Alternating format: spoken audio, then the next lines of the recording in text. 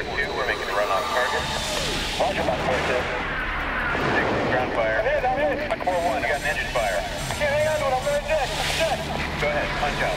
Roger, I'm out. I'm checking. Bulldog, this is Mach 4-2. A wingman's been shot down. Roger, Mach 4-2, this is Bulldog. We'll activate rescue. It can happen in the blink of an eye. One moment you're flying a technological marvel of a machine, and suddenly your plane is hit by a missile, traveling 3 times the speed of sound. The mind goes into slow motion as emergency lights and alarms tell you what you already know. The situation is critical. You can see a pink and orange glow over the top of the canopy, so I knew the plane was on fire, out of control, and I needed to get out. Your decisions are based on training and instinct. I reached down with all my might. I got a hold of the ejection handle. With crushing G-forces, the ejection seat rockets you into a violent collision with the wind. In less than half a second, you're blown clear of the cockpit, but your real problems have only just begun. It's every pilot's nightmare, from getting shot down to surviving on the ground.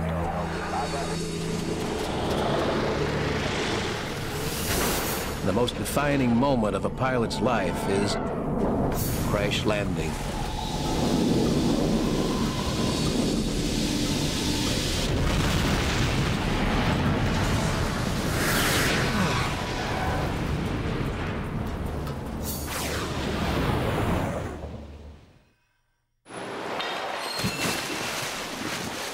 Aviation survival training.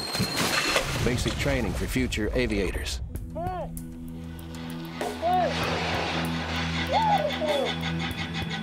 Here, pilots will learn the skills that may one day save their lives.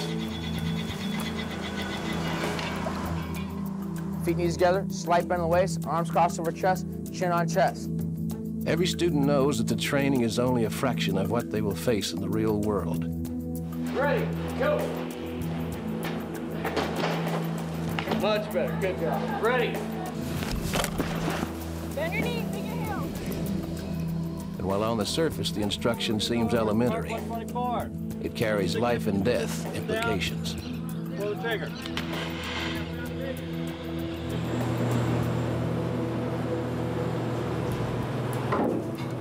These are apprentices of one of the most psychologically and physically challenging jobs on the planet.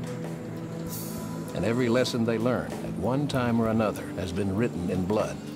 What we're going to need to do is we're going to need to figure out a trek route on the map with the rally point. Instructors here teach lessons from real-life experiences, survival accounts, and diaries from the dead. So if you crash the aircraft and everybody's all strewn out, you're going to have that as a rally point? Do what? Okay, so if you're using lat long. All of which show grown men and women find it difficult to function under life-threatening situations. Let's get lat long coordinates to it. Imagine that you narrowly survive being blown out of the air by enemy ground fire. You're injured, disoriented, wet, cold, suffering from dehydration and sunburn. And to make matters worse, after 7 days on the ground in enemy territory, you still haven't eaten. Executing the simplest task takes on a whole new meaning.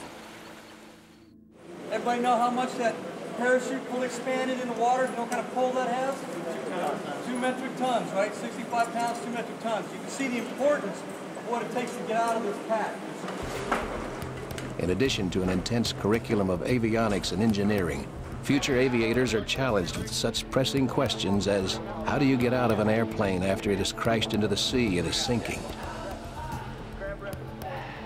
What is the biggest threat that you face in a life raft at sea?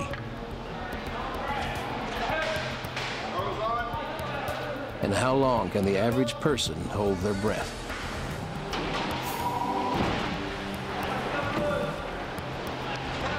The answer to the final question is roughly 20 seconds.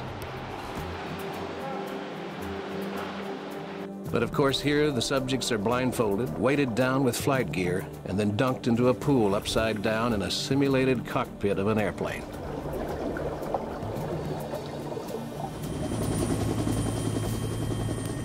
But the thousands of statistics that these instructors teach, the simplest principle is by far the most important.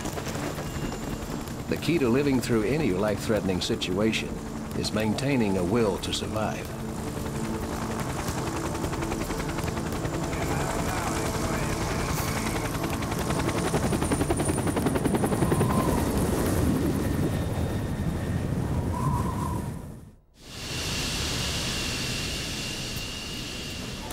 February 27th, 1991. The final 24 hours of the Gulf War. While Allied troops spend the day rounding up Iraqi prisoners, seasoned Air Force pilot Captain William Andrews is about to become a prisoner himself. I was leading a mission of 4 F-16s to provide close air support during Operation Desert Storm.